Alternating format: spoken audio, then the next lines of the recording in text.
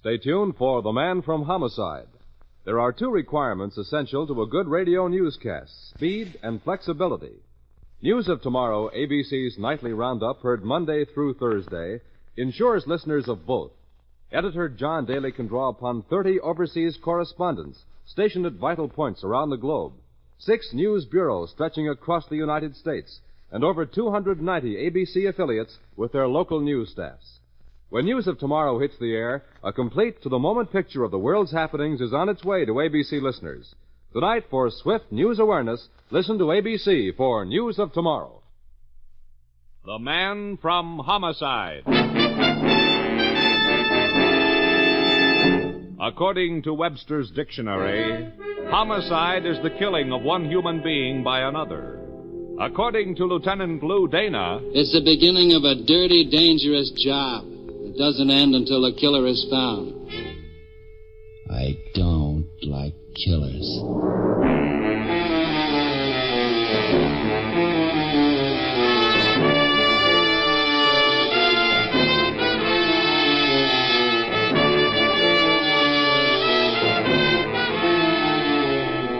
every week at this time, the American Broadcasting Company presents transcribed the star of stage and screen, Dan Duryea, as Lieutenant Lou Dana, the Man from Homicide.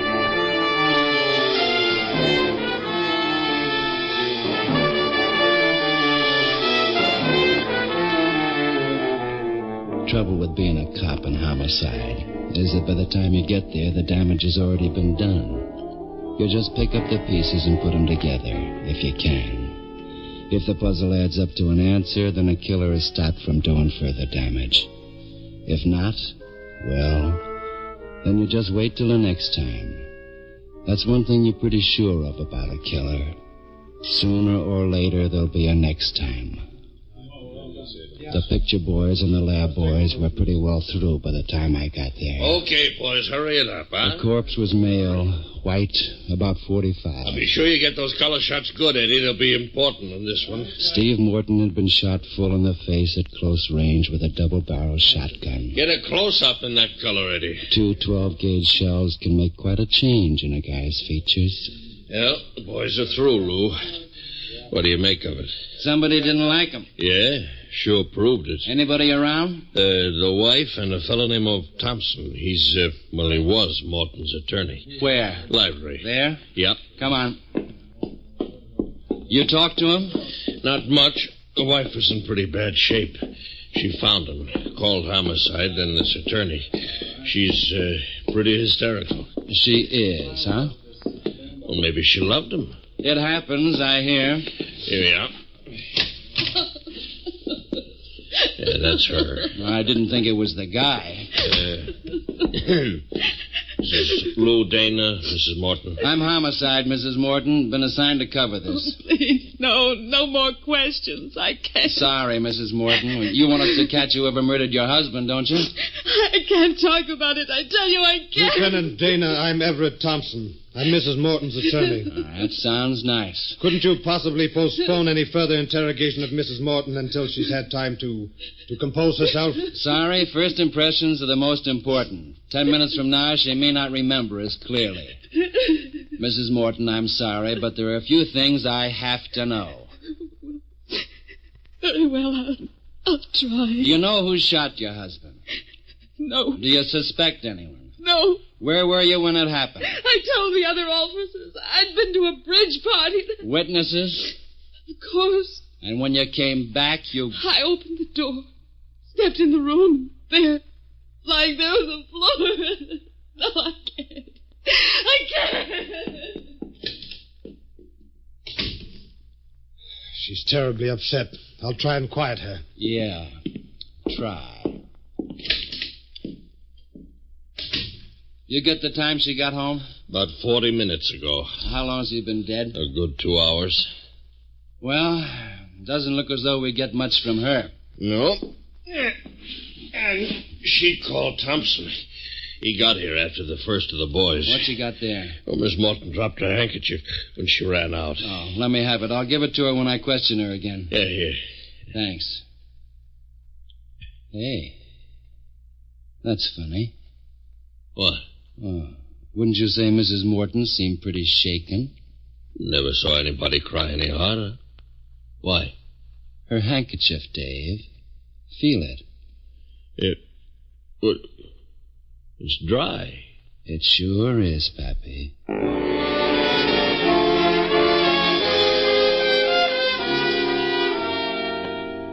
Sometimes the leads come fast.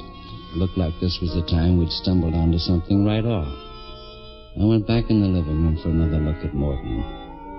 Nothing. He was just 10 minutes deader. The room was large, luxuriantly furnished. It was an exclusive neighborhood. It'd take dough. Morton had dough. But what's a corpse going to do with dough? A more pertinent question might be, what's a widow going to do with dough? Methinks the lady doth protest too much. When did you get on speaking terms with Shakespeare? Oh, I read a book. Ever read one entitled The Care and Feeding of Rich Widows? Oh, I could write that one. Yeah. With your figure, writing it is about all you could do. All right. You want to try and break her with that dry hanky, I mean? No, let's pretend we didn't find it. That way she may not have her guard up. All right. You through with the leading man here? Yeah, tell the boys to clean it up. I'm going to have a talk with the missus. Right. Okay, boys. Take the morgue there, customer. Then get back to the lab and start sifting.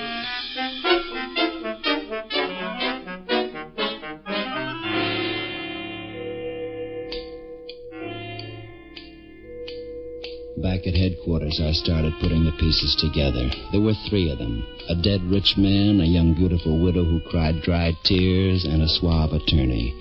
Put the pieces together, and they added up to homicide. There was only one thing wrong with the idea. And that was that's all it was. Just an idea. I started out after information that would turn it into a fact. Dave. Yes, Lou? Have a check made on this guy, Everett Thompson. Sure, Lou. I want everything. Background, financial interests, friends. Check. Same thing on the deceased. Background of financial interests, okay, but it's going to be a little hard to check on his friends. I don't know which place he went. You got the build for a comedian, but not the brain. Past friends. Okay, Lou, just kidding. You got the names of the people Mrs. Morton says she was playing bridge with at the time of the killing? Yeah, sure. Right here. Leave them. Am I going someplace? You are. Where? Justice Court, Division 3. Ask the clerk if Everett Thompson was there yesterday at the time he said he was. Anything else? Just get back here as quick as you can. Then you can go with me to make a pinch. Oh, you seem pretty sure. I got a nose for these things. It's so pat. Motive, Thompson and the missus are in love. She inherits, and then they get married and live happily ever after. Only I'm afraid they're going to find it a little crowded in the electric chair. Yeah, but Lou, they both claim alibis. I got a hunch that's where we'll find the hole in their plan. Now get going. Right. Now, let's see. Spangler, Edith, Mrs. George, Moody, Peters, Sadler, Simpson, Spangler, George, Hillbrook 716.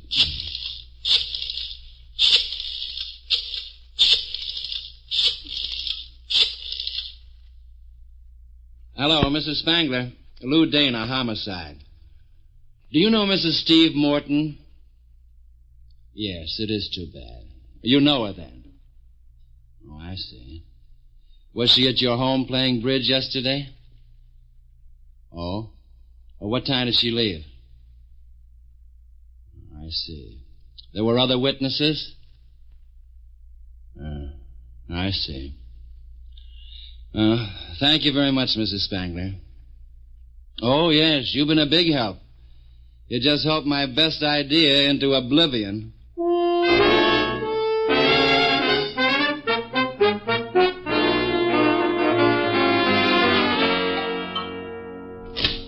Oh, Lou, glad I caught you. Afraid you sent me on a wild goose chase, son. Been on one myself, Pappy. The season's open on wild goose chases. Well, we've been where he goes before. Sorry to disappoint you, Lou, but Thompson was in court yesterday at the time he says. And Mrs. Morton was playing bridge. Yeah, well, looks like we Maybe convicted those two a little premature. It looks to me like we didn't convict him at all. Dana here. Yeah? Yeah? Yeah, shoot. Oh, I see. Thanks a lot. Anything? The lab with the autopsy report? Yeah. Time of death, 3 p.m. Thompson was in court till 3:20, and Mrs. Morton was playing bridge till 4. So we cross them off the list. We tear up the list. They're the only ones on it. Yeah, and they're apparently as clean as Las Vegas tourists. As the actual killers may be. Meaning? Sometimes the hand that points a gun is a long way from the finger that pulls the trigger, Pappy. Now, If Lou... those two didn't have something to do with that guy's death, then I've lost my instincts. Cop and homicide without instinct? I said if, Dave. And I haven't lost him. I've still got him. And I'll bet you my pension against Mrs. Morton's dry hanky that they're right.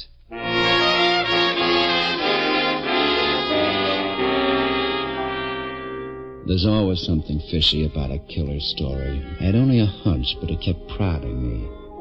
I couldn't prove how, when, or why she and Thompson had wanted her husband dead, but I was sure they had. I decided to go ask her. Well, Lieutenant, I hardly expected to see you again so soon. It isn't a social call, Mrs. Morton. Sit down, Lieutenant. Thanks. Stick of gum, Mrs. Morton? Gum? Certainly not, Lieutenant. No, you wouldn't. Mind if I do? If you must be gauche, go ahead. I will. Helps me think. What flavor do you chew, Lieutenant? Cyanide? What's that mean? I was just thinking. The kind of thoughts you think come from the people I have to associate with. I see. A cop in homicide doesn't write poetry about birds and flowers, Mrs. Morton. He thinks more in terms of guns and blood. Knives and wounds, rigor mortis, bodies on slabs Stop in the morgue, and faces blasted from 2 barrels of a Please, shotgun. stop it. Why did you and Thompson kill your husband, Mrs. Morton? Oh, you're despicable. Thanks. Why, Mrs. Morton? Lieutenant Dana, I didn't kill my husband. Neither did Everett.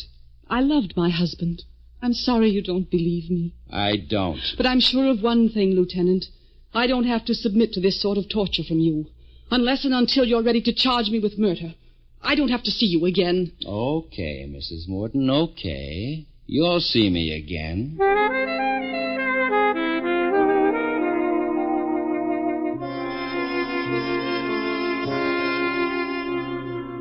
She was right.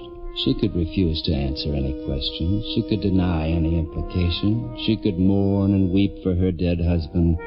And she could insist that neither she nor Thompson were involved. But she couldn't make me believe it. The trouble was, I didn't have any way of making anybody believe me either. Lou? Yes, Dave, what? Got something. Routine report on Morton. Oh? What is it? He was in trouble, Lou. What kind of trouble? Money. Morton? Oh, I thought he was one of the idle rich. Might have been idle, but not rich. Not anymore. Explain. Yeah. Income tax boys breathing down his neck. They were about to make a formal charge. Evasion. $600,000. Seems he'd been phonying up his returns for years. And they were going to collect? And not only that. According to this report, they were going to ask a stiff prison sentence as well. How long? 10 years, anyway. And they'd have made it stick, too. Except somebody beat him to the punch. 600,000 and 10 years, huh? Yeah. You know, maybe he wasn't so unlucky after all. Guy in that spot'd be better off dead. Yeah.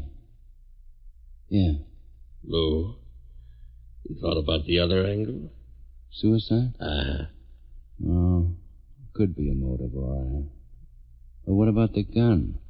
The guy doesn't shoot himself in the face with both barrels of a shotgun and get rid of the gun before he dies. If Morton killed himself, which I doubt, somebody had to help him. No, Dane. I don't think Steve Morton wanted to die. I think... Wait a minute. Idea, son? Could be, Pappy. Could be. How long has Steve Morton been buried? About 2 weeks. Why? Oh, what's on your mind, son? Murder, Pappy. Murder. Hello, Dana. Give me the lab. Casey? Dana. Now listen, Casey. Could you still get prints off a 2-week-old corpse? You could? Good. Thanks. Lou, you aren't thinking of... I am. Get an order out to have Steve Morton's body exhumed. Get the lab boys to make prints. Then I want to have a look at him myself. You're welcome. You don't expect pleasant work in homicide. We only had Mrs. Morton's word for identification. I got a hunch that's not enough. Now get on it. Okay, son, if you say so. I say so. And Dave. Yeah? Don't let the boys from the press in on this. Let's keep it strictly inside the department, huh?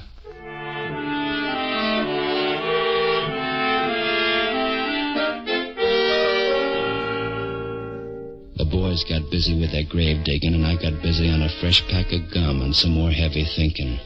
I still had that hunch. I still felt Mrs. Morton was mixed up somehow. I went out to see her again. I got the kind of a fishy stare only an unwelcome guest can get from a well-trained butler who likes his job. I wore my nastiest disposition and discouraged him. Mrs. Morton came right down. Lieutenant Dana, I thought you understood that I didn't wish to see you again. I know, I'm a pest, huh? If you've come to make more accusations, especially unfounded ones... Did your husband drive a car, Mrs. Morton? Certainly. I want his driver's license. What makes you think I'd have it, Lieutenant? The way you apparently felt about him, I thought you'd probably keep his personal effects. Yes, of course. But I don't believe I remember seeing his driver's license. I don't have it. You don't have it, or you don't want me to see it? Why shouldn't I want you to see it, Lieutenant? Maybe because it'd have his fingerprints on it. Goodbye, Mrs. Morton.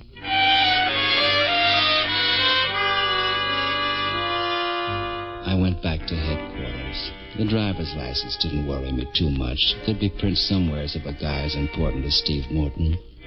Dave had the boys do a real fast job bringing in the body. They had it now on a slab in the morgue, and Dave and I went together for a look. Which one, Dave? Right here.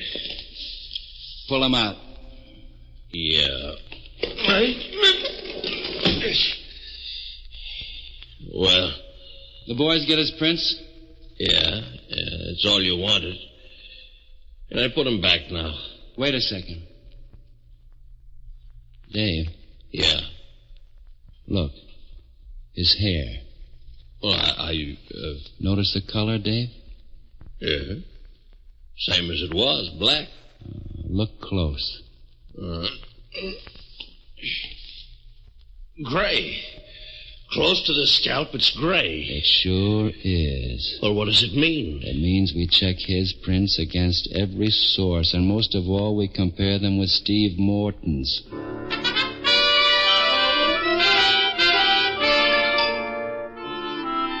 Steve Morton, it turned out, had a government job during the war. The federal boys cooperated, and we got a copy of his prints in a hurry.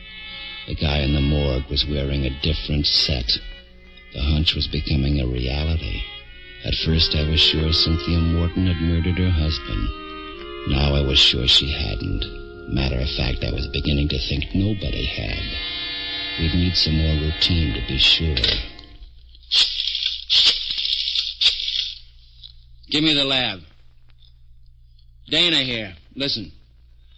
I want you guys to sketch a reconstructed face for the guy we got in the morgue. Yeah. And then a physical description. Weight, height, eyes, and so on. Yeah, as near as you can come to what he looked like alive, except for one thing. Give him gray hair. Thanks. Dave. Dave. Yeah, Lou? In here quick, huh? Okay. Good old routine, the cop's best friend. It always pays dividends. Sometimes you gotta have a hunch to get it rolling, but in the end, it's the routine that pays off. What's up, Lou? I'm having the boys make a sketch of a face to go on the guy in the morgue. As soon as it's finished, run a check with the missing persons. What am I supposed to be looking for? A name to fit the body we got on the slab.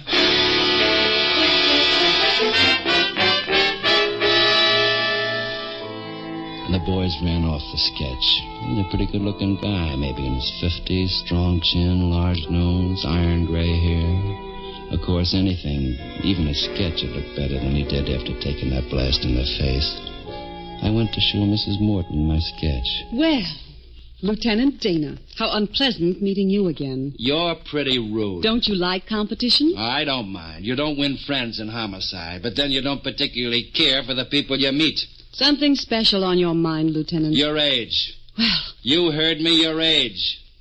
34. You look older. Now listen, Nervous strain, maybe. Do you dye your hair, Mrs. Morton? Certainly not. How about your late husband? Did he dye his? No. Mind taking a look at this? It's a pencil sketch of a guy. Know him? No. Why? You should. He's using your old man's coffin. Well, That is, he was, till we dug him up. I Where is he, Mrs. Morton? haven't anything further to say to you. Rather say it to the D.A.? You can't bring any charge against me. I've done nothing. Ever hear of an accomplice or concealing a criminal, obstructing justice? Stiff sentences with all of them. Maybe even the chair for the first. And that's real hard on a beautiful woman. Like to tell me where he is? The best you can get now is a light rap for turning state's evidence. And the worst? The chair. Just tell me where he is. Make it easier. We'll find him anyhow, and this'll be quicker and easier for you, too. Well, Mrs. Morton? The Suffolk. It's an apartment hotel. 2200 block out on Canyon Road. Okay, Mrs. Morton, get your hat. I'll drop you off at the jail on my way.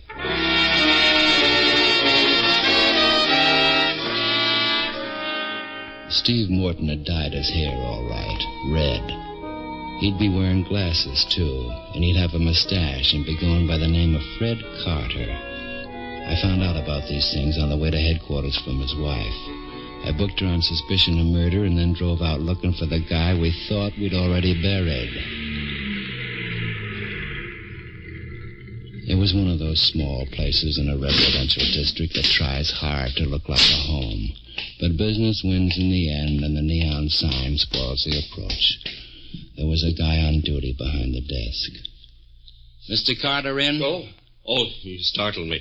Mr. Carter, yes, whom shall I say? Don't. What room? I'm sorry, unless I can announce you. I'm afraid that Dana, homicide.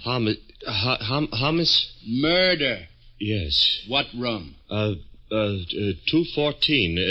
The elevator... you run it yourself. I can manage. Just keep quiet.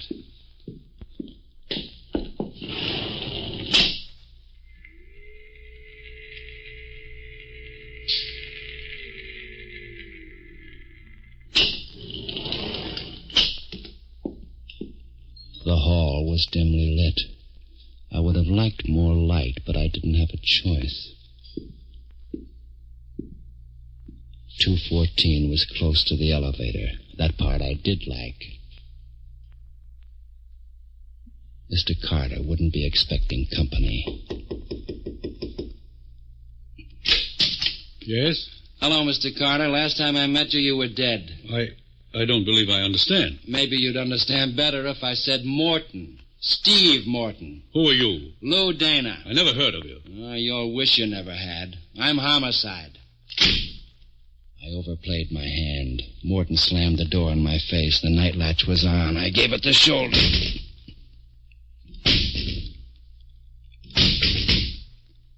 It didn't splinter like they do in the movies. I thought, if I was a trapped killer, what would I do? I figured the fire escape. There was an alcove 20 feet down the hall. I took a chance. The window at the end opened onto the fire escape. I looked out. I was right. He was on it. It didn't seem like a good idea to stick my head out again. I peeked. He was still there. I'm coming out, Morton. That means you'll have first shot. But if you miss, I'll have the second shot. I think you'll miss. But you know I won't miss, don't you, Morton? Cops learn to shoot. We go to school, go to the pistol range to practice. We shoot straight, Morton. Remember, if you take first shot, I take second. Okay? I'm coming.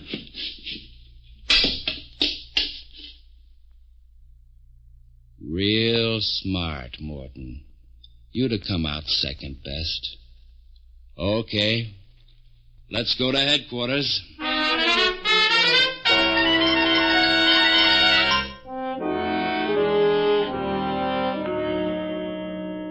How they doing, Dave? The dame won't talk, and the guy is screaming for his lawyer. 72 hours before we have to book him. Get him in my office, Dave. Okay, Lou. I could have written my report without them, but it looked better on the record if I had their stories on it. I was thinking. It was funny. First time I ever had to track down a corpse for his own murder. Dave brought in the corpse, alive and kicking. You can't do this. I demand to see my attorney. Relax, Morton. Killers don't demand things here. You have no proof. It's only guessing. Wild guessing. Want to hear how wild? Yeah, Lou, tell him. It's too easy. It wouldn't have been. Or you might have made it except for that dry hanky. Dry hanky? Yeah. Your wife was real broken up about your death. She really threw the weeps. Trouble was there weren't any tears. She dropped her handkerchief. It was dry. From then on, I knew it was a phony. Just a matter then of proving how and why. And you think you have? Sure. Here's a report from missing persons. Man by the name of William Forbes disappeared from his home and job about 4 weeks ago. It's a funny thing. He was about your size, height, and weight. Of course, his hair was gray, but that was easy to fix. And you know something, Morton? His fingerprints fit the guy you picked for your stand-in. And I suppose this person just agreed to all this? Oh, I got a theory about that. You got an attractive wife, Morton. After you'd picked him for size and shape, it'd be easy for her to lure him to your house. Why, thank you, Lieutenant. I don't know how you got him to dye his hair, but when we exhumed his body, we found it was gray at the roots. Is that all? No. One more thing. You're in deep on an income tax rap. Straightening it up would break you as well as get you 10 years. So you get this guy Forbes in your house, shoot him full in the face with a shotgun. That fixes it so nobody can tell it isn't you. You take the gun and hide out. That makes catching the killer tough. On account of we're looking for the same guy that's supposed to be dead. And just why do I do all this? Because you carry a real nice insurance policy. Mrs. Morton's the beneficiary. When things simmer down, you and she can live nicely as Mr. and Mrs. Carter. Well, Morton, like to tell us where the gun is? I'm not talking until I see my attorney. Okay, Dave. Take them both down and book them on a charge of murder in the first degree. Oh, no. Feeling bad, Mrs. Morton? Well, what do you know? This time the tears are wet.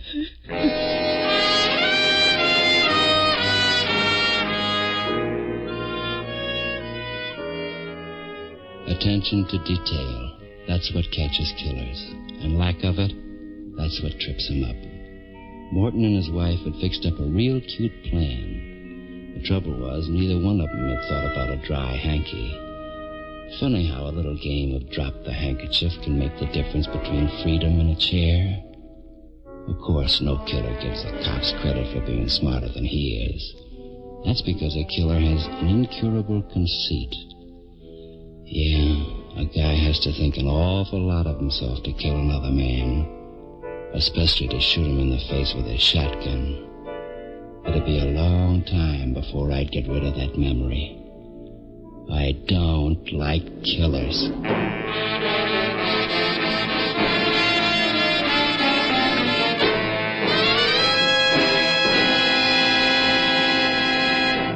You have just heard another in a transcribed series starring Dan Duryea as the Man from Homicide, with Larry Dobkin as Dave. Music was by Basil Adlam.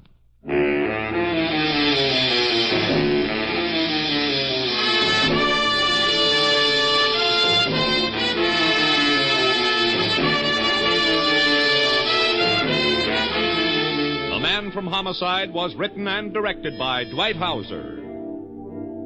Be with us again next week, same time, over most of these same ABC stations, to hear Dan Duryea as the Man from Homicide. Orville Anderson speaking. This program came to you from Hollywood. America is sold on ABC, the American Broadcasting Company.